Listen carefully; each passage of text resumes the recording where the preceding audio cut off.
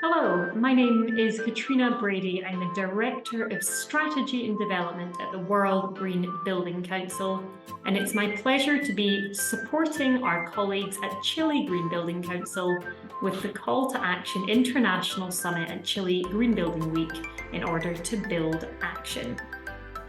We are a global members network dedicated to sustainable built environments for everyone, everywhere, and I have the honour of working with over 75 national GBCs to achieve this vision.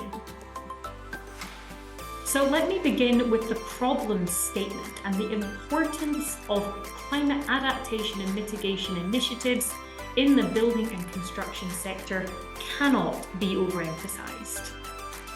The latest IPCC report states that current policies in place globally will see us exceed 1.5 degrees of warming this century, and in fact point to a 2.8 degree temperature rise by the end of the century. And hopefully, as we all know, it's critical that we recognise the impact that the building and construction sector is generating. Building operations and the materials used in the construction are estimated to account for around 37% of global CO2 emissions, and around a third of all materials are used for buildings. However, 2023 estimates predict that the world is only 7.2% circular, which is actually a reduction from 9.1% 5 years ago.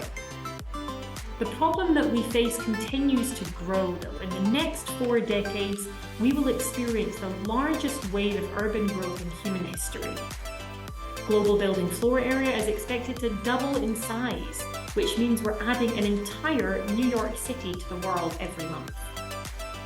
This is coupled with increasing urbanization, as estimates suggest that 68% of the world's population will live in cities by 2050, but 75% of the infrastructure needed by 2050 still needs to be built.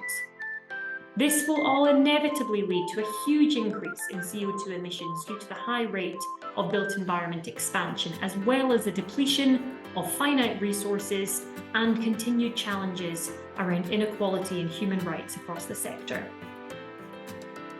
We are working with the Green Building Councils around the world towards our 2030 goal, which is that new buildings, infrastructure and renovations should have 40% less embodied carbon with significant upfront reduction.